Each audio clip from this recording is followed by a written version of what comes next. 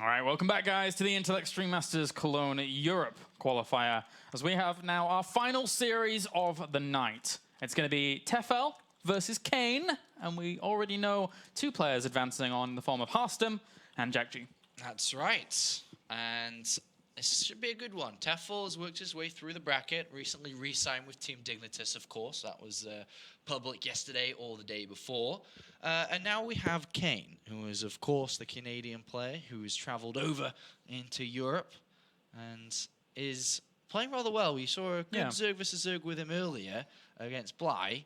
Can he pull out the same standard here against Tefel? Because if he can, then he's in stage 2, he's playing tomorrow. Well, that's certainly true. Our first map veto is Altrazim, as Kane does veto that, and then Tefel puts ...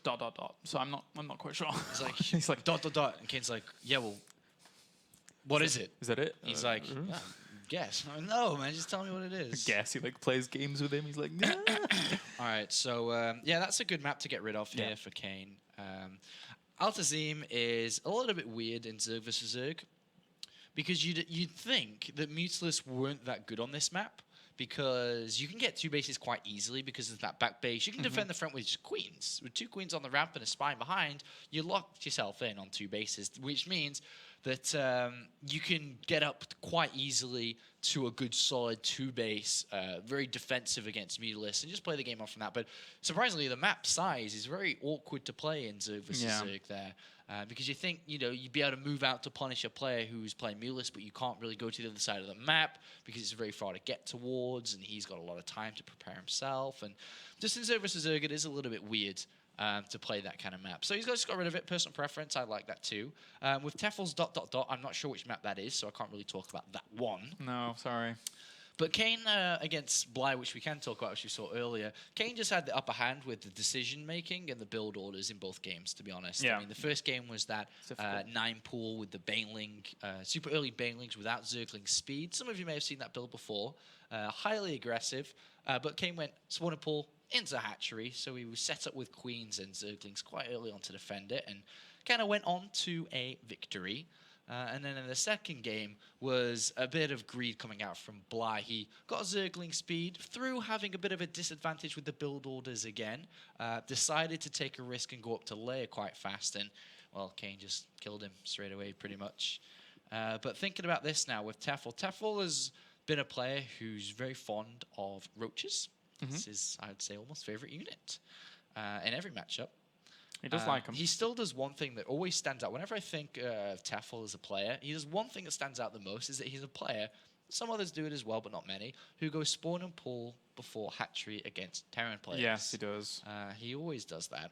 And one thing that stands out for me is that he's been doing Roach Hydra and getting always going for that mid-game push and mid-game kill against Protoss every game. Like, it never really changes up too much against Protoss. It serves him well quite a bit, but I think he's killed himself off a lot using that as well. Don't want to be too critical of the guy. It's his birthday. I mean, come on. But it's just something that reminds me and is characteristic of Tefel here. Well, Tefel, just looking at his run to where he is now, has gone through 2 Zerg players on his way here to Zerg vs Zergs. Yeah. His first game was against Wilco, a German Protoss player. Then it was Paranoid, the Protoss, not Protoss, sorry, the Polish, is the word I want to say, Polish Zerg player from Team Acer, and then Happy Zerg. A couple of games there. But on the other side, we had Kane, who went through Tomikas into Bly, into Cass, and is now here against Tefel. Without reading the chat to get a confirmation, Not going to do it. I think that... Oh, you're not allowed. No. I think that Tefel had Kane blocked. I don't know if he said it or not. Yes, I think he did. And that's why he couldn't see the Altrazim thing, so he was like, you typing. So I'm assuming that he had him blocked. That's funny, that, because I think that's what it was. All right. It looks like it, now that I'm reading That's the really chat. funny. So Kane vetoed a map. And he didn't see it. And then the ... was because he didn't see it and was like, come on, veto. But he didn't realise that he had him blocked. Well, I guess sometimes on ladder you do block people. And I wonder why. unfortunately, this was one of them. That's a little bit funny. Came back to bite him a little bit there, didn't it? Yeah, it kind of did. Kane was like, "Well, this is awkward. This is funny. This guy's got me blocked." Well, that was a slow veto system. No wonder it was taking ages. Anyway, we've got the vetoes finally underway. It looks like Tefel would have unblocked Kane now and can see what he's writing. I'm liking how they're saying who was BM. Kane's like, we both were. So it's a mutual agreement here of lovely. I mean, these things happen on ladder, right? It's like I get frustrated. I'm like, yes, I'll say something bad. I was about to say something bad, but I'll refrain on camera. Do you make people block you, and do you block people when you play? Sometimes, yeah. But I'm on a Smurf and no one will ever know it's me.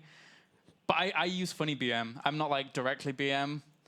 I just call people sissies and things like that, and that's about There you it. go. You just told everyone who you could be, the person that says that. I can't use that anymore now, can I? Damn.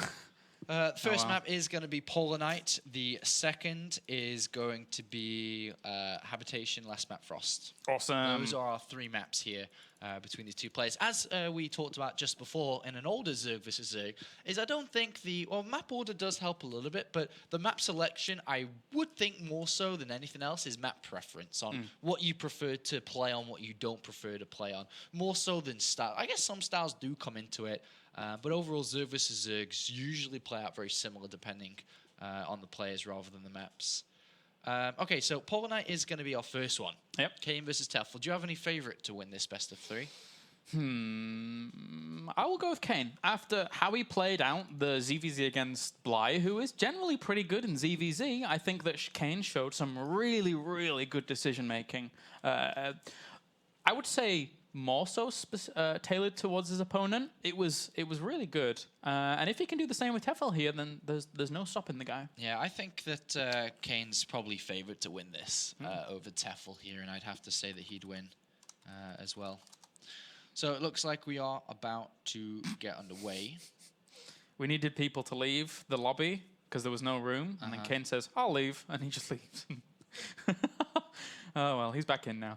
Okay, so we'll switch those guys around, and everything will be getting going for our final series of the day here. We already know that Jakshi and Harstam have advanced on. Meanwhile, we have Sortov and Mana playing for another spot, and obviously Tefel and Kane will play for that final one to advance on to tomorrow. All right, admin just making the final checks of which languages are here. We have 1 Polish, 2 English, 2 French, 2 Bulgarian, I think. That's interesting to have 2. I guess so. 1 Italian and 1 German. Those are all languages covering this game right now. It is the final game of the day, apparently, and also 2 Spanish. So there's a lot of different streams in here for this final game. This is the last game of the day for Stage 1 of the Qualifier. Who's going to be the last player to make it through? Looks like the good luck funds have been called. It is now time to see, can it be the Polish Zerg players been around in the European scene on an average level when it comes to results for a long time in the StarCraft 2 scene? He's never really broken through, has taken games off good plays here and there, but hasn't really done anything massive with strings of results played together. Kane is a player now looking to really show how good he is, having come from the North American scene over to the European, living here in Europe. Can he make a splash? Jakchi's looking to make a splash. He did in this qualifier. Can Kane join him to make it to stage 2? And we're going to find out. This is one of the first qualifiers that we actually see Kane in, because when he kind of came over, there wasn't really too much going on, and now all of these tournaments are starting up again. This is Kane's, a lot more of him. Yeah, it's his opportunity. All right, let's jump into game number 1, as we have spawning down to the south as our red Zerg. He is my Insanities, Kane, and up to the north. Happy birthday! He is Mr. Dignitas Tefel. Recently re-signed with Team Dignitas. And can he have a happy birthday and move on to stage 2? I'm sure that would make him smile. Can't go out and party too much tonight because at tomorrow, 12 o'clock, if he does move past Kane, he will play in stage 2. Kane asking, how old is he? What is he saying? He's like 22, turning 23 maybe. I think he's roughly my age. In a very ye olde English style. How old do you turn? I think you turn roughly 23, 24. I'm gonna guess. It's a good estimation. 23, 24. I'm gonna have a look. So you might not want to tell him. It's like the From Rush. He like asks He how old he is. turns exactly 25 today. Oh wow, a little bit older than I expected. Yeah, Looks like he doesn't want to tell Kane, but I told everyone else. He's got him blocked again. He like Put him back on block after the vetoes are done. He's like, no, don't worry. All right. He's 25, Kane. 25. A year older than me. Or not years. 9 months older than me. You're older than him, though. Yes, by like 7 months or so. All right. Spawning pool first here by Tefel on 14 supply. Is the opening choice, whereas Kane's going for the hatchery. And last time on this map, Kane did go hatchery, extract, and then spawning pool. This was after a bit of influence from how Bly was playing the series, which we've pushed him in that direction. Does he do the same again? And this gives Tefel the opportunity to have a look around inside his opponent's base with this Overlord. Yeah. Of course, this one can get in as well, but and maybe see that there is lack of gas. But with the fact that Tefel doesn't have gas either, there's not really too much for him to be able to exploit if he were able to get here and see what's going on, especially since there is actually a gas anyway. Yeah, let's go on gas then pool here. So a nice opening from Kane. Definitely I prefer Kane's opening for the time being. Has the earlier hatchery, earlier lavas popping out, the early production available. And he's just set up better because he has just a little bit of faster gas too compared to his opponent. And Tefel will spot that, realizing that he's about 20 seconds behind his opponent, maybe a little bit more, when it comes to who will research Zergling speed first. And Kane, as you can see, identifies that he does have a slight build order advantage. Nothing too big. And I'm curious to see where Tefel's actually going to go from here in terms of into the mid game, because obviously we saw what Kane was able to do in his previous series versus Bly. But Tefel, here in this qualifier, I haven't really seen much ZVZ of his for a while. So for me, he's a bit of an unknown commodity. And it'd be interesting to see what he brings to the table. I think it's probably just going to be a Roach mid game from him, because as you mentioned before, he loves them Roaches. If he can get past the mid game, I mean, get past the early game. Yeah, true. Depending on who plays aggressive and who doesn't. In a usual setup like this, because Tefel's really not that far behind, and it is 25 seconds. So it was about 20, 30 seconds. 25 seconds exactly behind his opponent. It's very difficult for Kane, I'd imagine, to play efficiently aggressive. He may try it, but with a 25-second window between Baneling's and Zergling's speed, of course, there'd be 25 seconds faster of having Zergling's speed, and then if he gets the Baneling nest down at roughly the same time as Kane did, there'd be 25 seconds there. Spine Crawler as well, so not only does he have Queens to defend, he has a Spine Crawler too. Does Kane opt with the next Overlord that pops and with the next set of lava to build his Zerglings? Yeah, I mean, this looks just as if Kane has a build that he executes on Polar Night and tries to go with this. There's the Zerglings in production. Very, very similar to what we saw against Bly. Yeah, 18 Zerglings here. And what he did before was just drone past it. I mean, so he builds his initial set up to 22. I think it was exactly last time. Yeah. And then just drones behind it. So we'll see if he does that. For now, he is hiding these Zerglings until speed is done. Then we'll burst out all at once. And here he does cross the map. Remember that the Baneling nest is a little bit later here. Oh, but look at this. Tefel's, the way he lined up his Zerglings, he had a sprinkling coming out, but then he just straight away starts them as he sees them flooding across the map. Those Banelings, not gonna get morphed. One doesn't get morphed in. Yeah, and he could have got surrounded then. Speed did kick in just in time. Can he hold on without a Baneling nest? Yeah. It's later, much later than the 25 seconds difference between the speeds.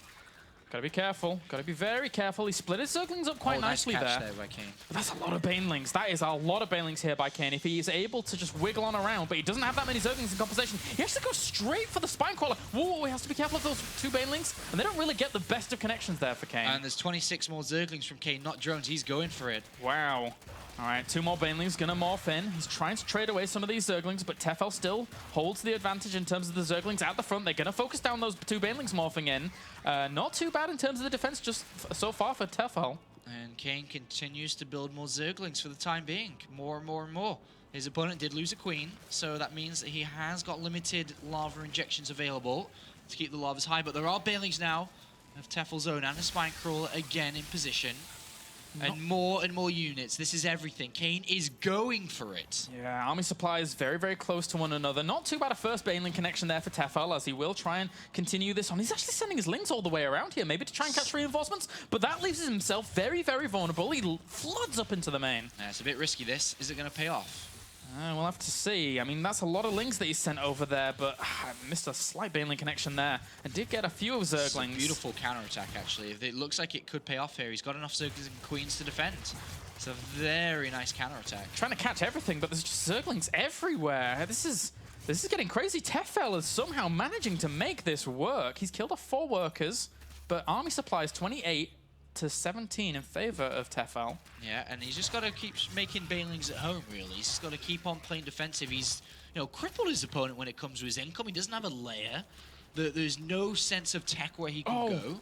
There was a baneling connection in the main, by the looks of things. I saw the drone count plummet there for Tefel, down from like 33 to 25. But at the same time, Tefel trying to morph in some banelings in the middle of the map. Those Zerglings trying to push away Kane's. Kane's got to hold on here. If he can, then he's evened things up a little bit, but there's still so many Zerglings alive for Tefel. There's a lot of banelings coming in here for Tefel. Gotta be careful. Those 4 banelings trying to get connections. They don't really do what they want to, but he actually might even get the hatchery.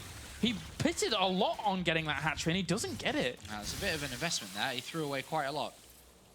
But he still, at this point, has a higher drone count by 5, which is a better income to keep his Zerglings spread up. And it is continuing to stream across. Worker supply 25 to 20. These Zerglings in the middle of the map. It's 27 Zerglings to 26. So really very, very close. But the one thing that Tefel has, as you rightly pointed out earlier, was the fact that he has that layer down. And the Spire's now started. He's going to sit back and play defensive from this point. Maybe send out a squad of units to try and get that hatchery. But he just needs to build Mulisks. There's nothing to stop them. Not at all. Oh, but he's got a long way to go before he gets there. 2 banelings for 3. Oh, very nice trade there for Tefel with that 1 for 3 there at the end as well. And, well, the Zergling's going to try and wrap around some of these banelings. He has to be careful of that one last baneling, but 2 more are morphing in here for Kane as well. Been really hard to track everything that's going on in this game. Been very, very scrappy left and right. He's got to keep his defense up. If Tefel can get to Mutalisk, he's going to be okay. But can he get there? Kane is launching this attack and just continuing to build nothing but Zerglings. There's a chance he breaks him, but there's also the option that Tefel does defend. The Spire closing in 20 seconds away. Still more Zerglings out for Kane, trying to bring those all to the front. A few more banelings morphing in for either side. And Tefel, I think he may have just be able to hold on. As long as these banelings get all right connections. I mean, 2 for 2 maybe. Actually walks straight past those and tries to get something working, but... Yeah, I mean, it looks like he's starting to stabilize a little bit now. Yeah. If he can just add on a couple of Mutalisks in a couple of moments, he can target down his opponents. Banelings here, they start to come out 1 at a time here, as he really doesn't have a large gas count. He's decided to go for counterattack here. Again, trying to make this work. It worked out the first time. Will it work out the second? Oh, those banelings! Okay, yeah. Yeah, that's those banelings morphing in at just the right time there. And now he's got room to start adding on drones. He's backing gas properly on 3 extractors, which means the Mutalisk count will rise up. You could even get the hatchery here. Yeah. And it looks like Kane coming into this with quite an aggressive mindset in map number 1. Isn't able to break the Polish player, and he does hold on. And there you go. GG. It's map number 1. This is still just a best of 3. Kane loses map number 1 now. Have to win 2 games back-to-back if he wants to move on to stage 2 tomorrow. That was the most hectic early game ZVZ I've ever cast. That was pretty crazy. I wasn't really expecting him to go for a full-on counter-attack, but he made it work. It's always a scary thing to do, but hey, if you can, you can. Yeah. And we'll see what happens in map number 2 now. So we are about to jump into Habitation Station. Is our second map in this best of 3. Kane, very aggressive. Tefel able to hold on, even though he didn't have a Baneliness for a very long time there. But, Spinecrawler and Queens being aggressive in the position that Kane was in, it's fine to do so for sure. You can definitely break in, but it's harder than normal. There's not a large window of opportunity, especially if that Baneliness was down earlier. For Tefel, it would have been even harder. And now Kane comes into the next map trailing 1 game. What does he need to do?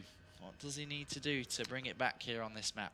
I think he probably plays quite safe and standard, whereas Tefel, I mean, he has the opportunity to do something a bit quirky, a bit weird. But well, for the early stages, this is a more defensive map than Polar Knight. There isn't that ramp protecting the natural on Polar Knight, which there is here. So it is easier to be on the higher ground, to have that sight range, to make a wall. So I think this is generally a more defensive map between the 2. Yeah. They can still play aggressive on it, especially because on a defensive map, we usually see players say, well, on a defensive map, you can't really be aggressive, so I'll cut a couple of corners and be greedy and tech up faster or something along those lines. So aggression is possible. Not sure what we're going to see, though, but one thing we have to see from Kane is a win. It's true, to keep his hopes alive. Otherwise, he's out. He does not go on to tomorrow, guaranteed. And I'm pretty sure Kane wants to qualify, especially since, again, you know, participating in these tournaments a little bit more in the European scene is why he's here. Yep. He sees that scene from over in North America. He's like, oh, I want a piece of that. Yeah. And he has the ability to do it. As we said, he's one of the best North American players coming over to Europe. Well, looks like Tefel has disconnected from the lobby. I don't know why. I think he didn't accept his invite in time. Yeah. So we'll have to wait just a couple of seconds for him to rejoin. And he is here now, so we can continue on. Still thinking Kane's going to take this? Or we're starting to get a bit of doubt coming to mind? With one game in hand for Tefel now, got to go over to the Dignitas player. He's switching sides. Yeah, sorry about that. I'm a flip-flopping a bit. All right, so it looks like both players are ready. We'll begin this map now. How about yourself? I still think Kane. I think Kane will win this next one. Yeah? Yeah, I think so. I have a feeling it'll go to the third map, and I think Kane will do it too. So, yeah, I'd still stick with my Insanity Zerg for now. All right. Okay, then. I'll change my mind after this next map. All right. Maybe. Maybe. Depends if Tefel wins or not. That would, yeah, change your mind a little bit, I guess, yeah. All right, well, these guys are almost ready. We're just waiting on Kane, and then once he's done, we shall jump into game number 2. But aside from that, it's been a pleasure casting for you today for the qualifier, our first proper cast back. That's right. Here in 2014, and it's not going to stop anytime soon now. We have so much StarCraft to bring you for 2014, not only in the Intel Extreme Masters, but WCS. Premier will kick off in February, midway through February. But aside from that, obviously, there will be Challenger cast by our lovely community members. And then just StarCraft, StarCraft, StarCraft. Just looking at the bracket for tomorrow's games, there's obviously these 4 slots open to be filled. Yeah. Are they filled by the internal ranking of the 4 players who are all equal that move from stage 1? I think so, yes. 4GG seems to be sat at number 1 seed, if I can see that properly, which, according to our internal rankings, is probably quite accurate. I mean, 4GG's been quite the force in the European scene for a long time. Yeah, so that'll be good to cast these games tomorrow. Quite a few games, because that'll be double elimination as well. Yeah, oh yeah. All right, so Kane seems to have disappeared, so that's why we haven't started this game, if you were wondering. I do not know where he has gone, and neither does the admin, so we'll have to just hold on for a couple of moments' time here while we get ready for Kane. Oh. He's... what? I think maybe he blocked him again. I can't tell.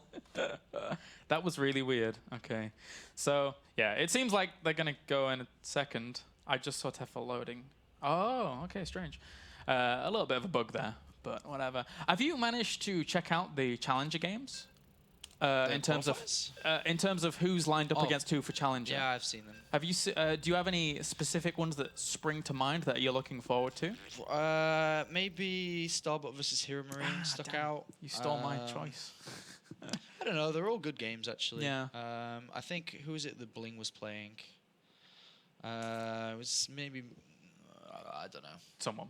Yeah, there was a couple of good games there. I can't remember exactly. Yeah. I remember just glancing over them saying, wow, that's going to be really fun to watch. Yeah, but Starbuck Hero Marine really stands out. Yeah, I like that one well. too. 2 players that are, I mean, Starbuck did all right in WCS last year, and now Hero Marine's looking to get into WCS Premier League this year. So that game stood out the most. All right, let's jump straight on into game number 2. Tefel currently leads 1-0, and he is spawning up in the top left-hand corner as our blue Zerg.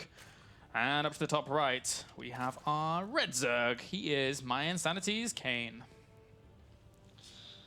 Okay, so we have to see who is going to try something a little bit earlier on. It's not too advisable on the map like this. I mean, not only because of how we talked about earlier, it is a little bit more of a defensive map, is that in these positions, the Overlords are going to get into the main base quite early on. And I'm going to see this quite early on. So usually we don't see any spawning pools put down earlier on. And to be honest, we may even see double hatcheries from both players come down first. Sorry, did you say, because of the Overlord getting over there? You get to scout each other quite early. Yeah. So there's no real reason for you to go for the early spawning pool because it will get spotted quite early on, which means there's no reason to go for a 15 spawning pool to play defensive against an early spawning pool, which wouldn't really appear that often. So the games that I've seen a lot and played on here myself is that what usually happens if both players just kind of say, all right, we're not going to rush each other on this map. Let's go both take our hatchery first and then move from that position onwards. That's what usually happens. Yeah. And it looks like Kane is going to be doing that. But on the other hand, Tefel did go spawning pool first anyway. That's what he does, man. That's what he does. He kind of doesn't ever go hatchery first, no matter what. Oh, he seems to like this. And, you know, if it works for him, it works for him. And even against Terrans, it has worked out quite a bit. So there you go. That's on the way. He's going to send his drone out as well to take his expansion. And for now, I mean, both players are just going to spot exactly what's going on. All right, so 15 hatch, and then it looks like Kane's going for the same build again, which is the extractor and then the spawning pool right after each other. I do like this build. Yeah, I mean, I was always a bigger fan of going hatchery first. Sometimes it did get difficult to defend against the early rushes, but with the ability that players like Jadong and others have kind of mastered over time is the drone drilling, which is you select all your drones, put them in the middle field in one of the nooks and crannies within the line. You can defend and hold on for quite a long time without losing too many drones, and usually pull out ahead, which is why hatchery first is quite common. But there are obviously builds such as early Zergling speed builds or early Balin builds, which do work out nice versus the hatchery first, which is why Tefel does very so often choose these spawning pool first builds, just safer overall. And in the end, we won't really see too much of a huge difference in the speed timings, maybe like 20 seconds max, but that's about it. Not a huge window. They've chosen the same builds. It was 25 seconds exactly last game, so I guess it was about 20 to 25 seconds. You'll see it again now. Just the difference between when both start. It's about the same again. Yeah, seemingly so. Which, you know, there is that window, again, 25 seconds for Kane to hit, where you can have these Banelings and Zergling speed out faster, but he may not try it this time. Yeah, in the world of Blizzard seconds, that goes very, very quickly. As we send just a few drones down to that mineral line at the natural to get mining. And the Queens, well, I mean, he's going to tickle away at 2 of these Zerglings, but they actually should be able to get in and have a look around if they wanted to, but decide not to. But on this map, as mentioned, I really doubt Kane would go for it again. The way that he has done in the last couple of games we've watched him, just because on this map it's so much easier to defend. The Baroness has come down on the natural this time, which is in a more defensive position. In the position it's in, you can throw a spine crawl behind the Baneling nest, which aids the spine crawl a little bit, can't get fully surrounded. And every single other time, he's always put it inside the main base if he wanted to be aggressive. And even a second gas being taken. So, you know, just how I imagine this to play out, they're going to take it to the mid-game. Tefel's got a spine crawler and a second gas. Oh no, Baneling nest actually inside the main base. So that was a second gas for a second. But I think that's defensive Baneling nest. It's at the same time as it was before. Yeah, it's not really the easiest. He's adding on a few Zerglings here and adding on a second gas, but this really he's kind of... up. Yeah, he's exactly. Definitely teching up. Kane's actually thrown double evolution chamber hidden away at the back there. That's nice. I do like that. And we're going to see from Kane with these double evolution. You can go Zergling heavy, but it's more common to see Roach upgrades at this point, to be honest. And the Zergling does sneak in, and we'll have a look around here for Kane for just a second, but he's going to die off after a little bit of a weird rally. So actually, did he even see the layer then? Well, he saw gases being taken on natural too, and even saw one inside the main base, so he decided to take that. But he's chosen to go for the Zergling upgrades over Roach upgrades. Roach upgrades obviously is a lot beefier, a lot more of a meaty army, but with the Zergling upgrades here, he's going to be very heavy when it comes to his lava usage, having so many Zerglings out there. He's going to have to take an early third base. He's going to have to take map control. He really wants to deny an opponent's third base like this. You need to be ahead in economy and also production when you play this style. So, especially now that he's getting the +1 carapace, expect a lot of heavy plays from Kane in the next couple of minutes once these upgrades start to get ready to play. And especially as, you know, a lot of players know, the carapace against Banelings this early on, very, very strong as it doesn't kill those Zerglings off in one hit. So a very important thing to note.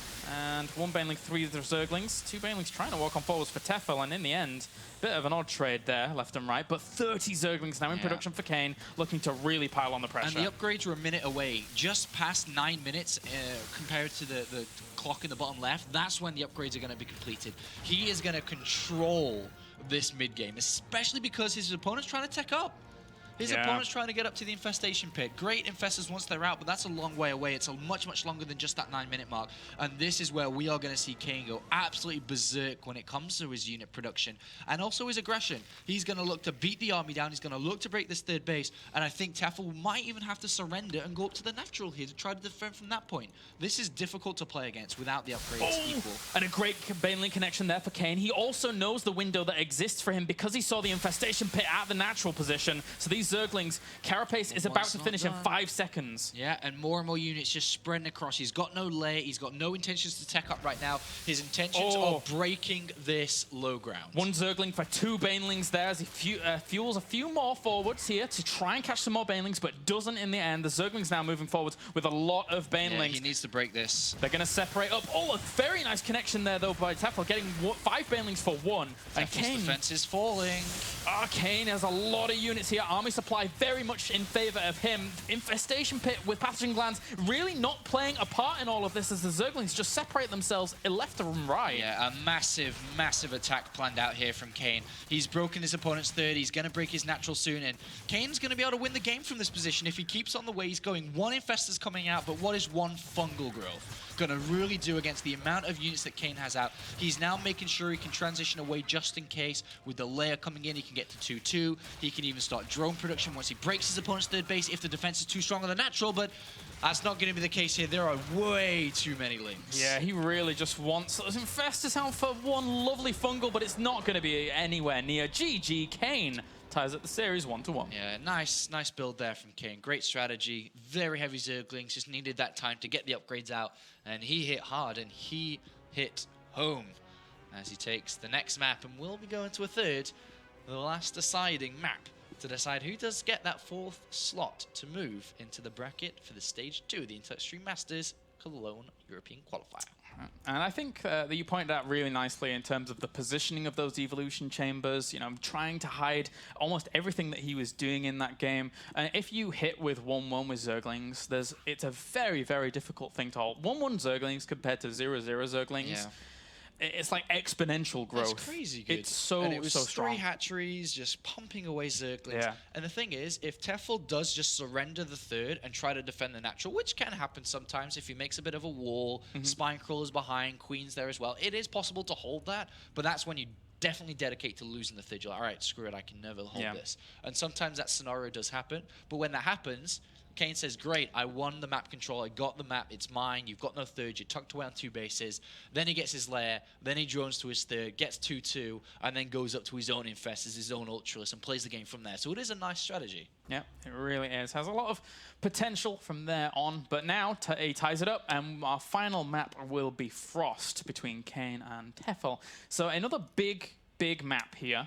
Yeah, this is a map which often gets vetoed out, just because it is a little bit more difficult to play on these larger maps, especially if you unfortunately spawn cross position. You have absolutely no idea of what your opponent's doing, and you actually can't drone scout in this matchup early on. It's very rare to see a drone scout, because if you do, then if there was, for example, a 6-pull coming, the extreme version of aggression, that drone that is going to go over there and see the rush coming anyway, you might as well have had money to try to defend that drone should have been mining instead of scouting. That's kind of the extreme version of it. It can get a little bit more in depth than that, but you don't really scout in this matchup, so cross position could be a wild game unless they spawn close to each other where the Overlord can find out what's going on. I have no idea what to expect. All right, well, we're about to get into game number 3 here. As we said, it is Frost. Final game of the day. I was about to say night, but then I looked at the time and it's only 5 p.m. So, I mean, we were expecting to be here for quite a while, but it's actually gone pretty fast, to be honest with you. Yeah, 5 hours or so as we get ready for this last one. All right, so good luck to these guys. And, I mean, either way, whoever advances on, I'm pretty happy. Both Kane and Tefel really showing today that they've got some good games in hand. And both of them are ready to go. So, and from the admin as well, who just messaged me, he said that once we finish with this game, he's going to try and update the bracket immediately for tomorrow. Include the 4 players and the seedings that they have to throw them into the bracket, so we can have a bit of a preview for tomorrow's games, which is pretty good. Yeah, so we'll know who's going to be going for GG, as well as the other open slots available to these guys. So, hopefully will be going in a second. We're just waiting on a slow waiting guy. on the French commentary, the French stream, and it seems like everybody is in, and so we are able to go. So, Frost, of course, this is a map that's been in the ladder for quite a while. If you've played StarCraft 1v1s or maybe even 2v2s randomly on it, I suppose that counts as well, since it is a 4-player spawning map. That would possible. be absolutely horrible. It would be quite wild. It would be very, I don't know, claustrophobic, I think it would be the best way to describe that, playing 2v2 on that map. It is quite small for 4 players. It's decently sized for 1v1. But we are now loading in. Who's going to move on? Is it going to be the Mind Sanity player or the newly re-signed Dignitas player? To be fair, if you, I'm not sure you play too much 2v2, but even some of the 2v2 maps are smaller than this. Yeah, they're really, I really haven't bad. played that many 2v2s. You don't. No. It's not a fun place to be right now. But anyway, let's get into our final game here for the Intel Extreme Masters Cologne Europe qualifiers, as we have spawning down to the bottom right-hand corner as our red Zerg. He is My Insanity's Kane. And up to the top right, we have Dignitas Tefel. And if we look at this, by preference, Kane has decided to send his overlord left and then the other one up north, compared to his opponent who has now gone south and west. So in this, if you compare them with rotation, is that Kane didn't go hover over his natural first, whereas his opponent did. Yeah. And that is just like random. It's preference in which way you go. And in that regard, Tefel's gonna get a little bit lucky because his opponent is down the south, compared to Kane, who's not gonna see his opponent for quite a while. So Tefel will have a small little advantage because he'll be able to see if there is a hatchery down. If that hatchery again is there, like it is always, he'll see it nice and early on, which means he won't need to feel threatened for potential small base attacks, which we could see from Kane. Yeah, and well, Kane, both these players just drones, drones, drones. Not really anything too super early, super crazy. But aside from that, as you said, just a little bit random in those overlord positionings. And I'm expecting both. Well, I mean, we could see, again, Kane look to put on some, put the Baneling Nest in the back of his base again and try something similar to what he did on Polar Night. Yeah. Because, the natural architecture is very, very similar to Polar Night. There's no ramp once again, or not anywhere near your hatchery at least. And, I mean, the one thing that Kane doesn't have in this game is the information of his opponent's gas, and will not have it, unlike the majority of other games we've seen him play today, because of these overlords. His overlord will try to go north, but it will not get there in time before the queen comes out, which means he has no indication on how his opponent is going to play when it turns to his aggression level. Because a gas earlier on, if it had come down now, would signify aggression, which Kane wouldn't know about until it was probably too late. Kane has opted to not take a gas at all. And if he's not going to take a gas at all at this point, I don't think he is going to for the next couple of minutes. I think he's going to play a heavy queen style from this position. He's going to be focused very heavily on defense early on. Will take probably all 4 gases at once, or maybe 2, and then 2 a little bit later on, but eventually taking all 4 and playing a very heavy roach style. But now that Tefel sees the lack of gas, does he try and strike at opportunity? It's a beautiful position for Tefel to be in here. Yeah. And I wouldn't strike at the opportunity of aggression, because it is difficult to break a player who can make a wall with evolution chambers, queens, and spines. But, some players do try it. But the advantage that Tefel has over this is that he can get Zergling speed and then expand to a 3rd location. Because with an opponent without any form of aggression available, because he doesn't have extractors to research Zergling speed or build roaches or anything, there's no way for him to stop a potential 3rd base. Yeah. So I think the best way for Tefel to play this is to take quite a fast 3rd base in this game. You don't need to mine too much gas. You don't need to get Banelings aggressively because you're not going to break him. You don't need Banelings because you're not going to play defensive. So use that money elsewhere for drones and a 3rd base. Yeah, it's really good deduction, especially since, Kane is now without gas in a very, very defensive mindset in general. So he adds on the Spine Crawler. That's another extra clump of minerals that could be used for free, in essence, for Tefel just to be going for and expansion. a drone block on the ramp. Perfect. Oh, wow. Perfect, because right now he doesn't know... Is there still gas being mined? Did he put a Baneling Nest down in his main base? Kane is in the dark, and this will force him to play a little bit safer than usual. So he won't just wait to take all 4 gases at once. He'll take 2 now and another to start spine. to get close to his upgrades. Another spine. He's got Wow. no idea at all. And I think that what we're going to see is that 3rd base, probably at the north base, to the top, northwest of the location, being taken really, really soon here. There's the drone to go. So He's playing it exactly how he should be playing this. The thing is, though, that Kane's going to move an overload up, and in the next 10 seconds, 15 seconds, he'll see that, and then he can say, oh, now, okay, now I know what you're doing, but it's a little bit too late. No, I was going to say too late to cancel the spine, but not too late. He cancels the spine, throws the evos down, realizes that he's playing against a player who got speed, who then took an expansion, has got a great economy, and he knows exactly what he's up against. And Tefel now, I mean, adding on these Zerglings as well, any way that Kane could have tried to do something which is non-existent anyway is even shut down even further by these Zerglings being aggressive. Yeah. So, I mean, Kane can't even really establish his own third himself. No. So the way that Kane can take his third is when his Roach Warren is complete, which he doesn't even have yet. And that's got to build roaches. So not only complete, but build roaches. He's also got to go to layer in a moment too. But funnily, he's actually playing melee upgrades, which is very surprising. Because this style, what you need to do is try to hit a timing where you test your opponent's balance to manage his economy versus managing his army. Because if he's too heavy on his economy, then you can actually sting him with an attack off 2 bases. If he's too light, you can do a bit of damage while taking a third of your own. But going melee is going to force him heavy into Zergling production again. And he's going to play a very similar style, if not, we can say identically to before. But, most importantly, with a mind game, which is the Roach Warren. Because Tefel thinks the build is coming, which I described, which is the Roach heavy, but it's actually, in fact, the Zergling heavy. He's hiding the Zerglings, in fact, inside his main base with a hatchery inside the main base. Next level coming out from Kane here. And if Tefel doesn't realize what's going on, is going to prepare for Roach speed, Roach 1-1 timing, and then has only roaches of his own with no Bailings to help out at all, this could absolutely kill him. This is excellent from Kane if this works. Yeah, and roaches, I mean, without the Carapace, sure, they might have... +1's going to take quite a while here. Without Carapace, do melt pretty quickly to Zerglings with +1. So as long as he gets a good positioning on those roaches, as long as they're not choked up, Tefel's trying to bust in. You know, the mistake Tefel's making is not making an Overseer to go into check exactly what's going on. He's assuming that it is going to be that play. He said, all right, it's on the way, though. You don't have a third base. It's going to be too late. Yeah, it's a little bit late because the Lings will move out as the Overseer goes in, so it's too late. It won't give him any extra information that he doesn't know already, which is now before the Overseer is even close. And now is the test. Are there enough roaches to hold on?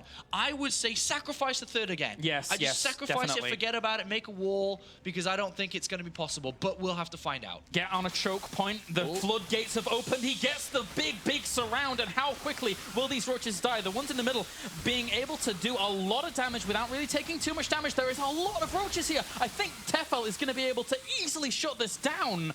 And he does. A lot of roaches, and this did not work out. I always actually thought that this could work, and Tefel didn't need to sacrifice a third. This was fine for him. And now Kane's like, this is not good. Yeah. Because he was expecting that to work. 15 extra roaches in production. Tefel is absolutely flying. I don't think attacking is the best thing to do right now. You've got a lead. I guess you could, but you do risk a lot if there's somehow a miracle defense. Yeah. But he's going to attack and defend at the same time. It's like, just hold your advantage here, Tefel. I mean, with the roaches going up, it's such a heavy supply count. He's going to go for this attack, and this might win the game. Really, I thought that would work from Kane, and so did Kane. I guess the roaches were a little bit too many. I think the third economy kicked in far too quickly, I guess, there for Tefel, and he had so many roaches out by the time those Zerglings really sprung into action. Yeah, it's a little bit unfortunate. A cool idea from Kane.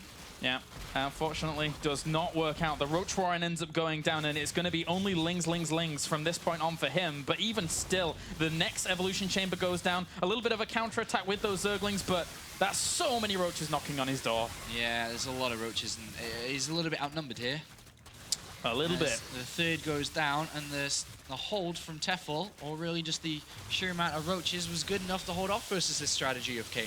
Tefel playing a phenomenal game. Number 3. Read his opponent nicely in the earlier stages, and that third base just set him up beautifully. Yeah. Kane was probably expecting him to maybe drone up a little bit harder than he was. He was only on 55 drones, which is bare minimal amount of economy for 3 bases, and had too many roaches. And, well, as you saw pop out, was the victory for Tefel. Wonderfully executed.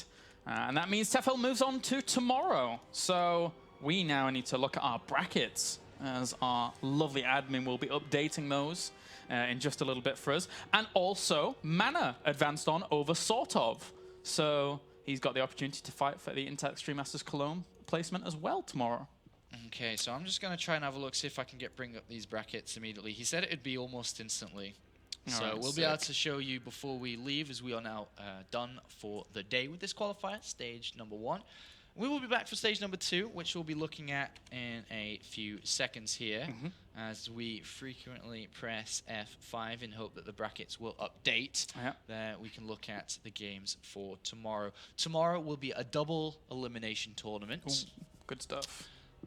Is it best of 5s towards the final? This is something I do not know. I think it's all best of 3s. It's all best of 3s. I think so. I think that makes sense with double elimination as well. That's what we've had previously, at least. Okay, so it'll be 16 players in a best of 3, a double elimination tournament. Of course, that means you get 2 chances to play, lose the first game, go down to the loser bracket, and fight from there. And there will be 3 winners from the 16 tomorrow, which will get a ticket and hotel paid for by ESL to play in the Intel Extreme Masters in Cologne here in this city. And whilst we're waiting for the brackets to update, guys, this lovely little signed board will be on raffle until I think it's the end of tomorrow's broadcast. So you can go over to facebook.com/ESLTV, find the picture of Apollo signing the board, and then leave a comment there, as well as like the page for the chance to win our lovely Intel Extreme Masters board. Okay, check again. Claris, are we going to have it updated soon? Wait, put 1 at the end of the thing again. I know it didn't work first time, but okay, he says it's up and ready. Okay, so put 1, quick. Why 1? What does that do? It just updates it. Yeah, see? Wow, well done. All right, I have the brackets. I have the power. The power of the bracket. We have 4GG versus Harston. Gets drawn up against the seed #1 player. Titan versus Happy, a classic Russian battle there between those players. Expecting high things from Happy. He's been performing well once again recently, as he does have his spurts here and there. Stardust versus Nurcho, a classic between these two. Always matching up against each other. A rivalry that is unmatched sometimes, especially in this bracket. Tefel, who we just saw, who took out Kane, will go up against Grubby, which is a nice game. Vortex, some may say a lamb to the slaughter. As Jack G is on form recently and Vortex having to study while being in school, this could be a difficult game for him. But then again, Zerg vs Terran is always the same. It kind of relies on not so much strategy, but more so mechanics. Depends on how well Vortex can play to how he has played in WCS, which is very high. Has Zuobs against Tamaga.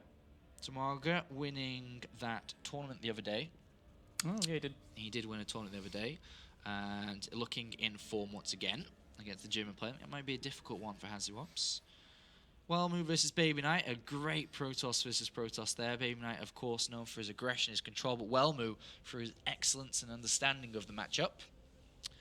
And Mana versus TLO on the bottom there. Pretty good matchups all around there. That's really good. That's a good bracket for tomorrow. Yeah, I think I would love to see Vortex versus Jack G in that first series, but I think what would be even better is if people also tweeted at us, at Kylaris and at Apollo SC2, and told us which matches they would like to see as well. I think Vortex versus Jack G is a cool game, but I think so. Jack G would win it quite easily. That's my confidence in Jack G right now. Yeah, he's pretty good. I think Stardust versus Nurture is the one that stands out the most. Is like, wow, you know, the rivalry they have between them. Stardust accepting the nicknames that Nurture gives him, such as Cheese Dust. And others. 4GG versus Happy could be a great game in the quarterfinals if Happy was to beat Titan and Hearthstone was to beat 4G. I mean, yeah, it's a good bracket, man. It's just a great bracket overall. Yeah. Some fantastic games coming tomorrow. Awesome stuff. All right, well, that does it for us for today. It's been an absolute pleasure being back here in 2014 to bring you more awesome StarCraft action. But for now, you need to tune in tomorrow at the same time, 12 Central European, and we'll bring you Stage 2 of the Intel Extreme Masters Cologne Europe Qualifiers.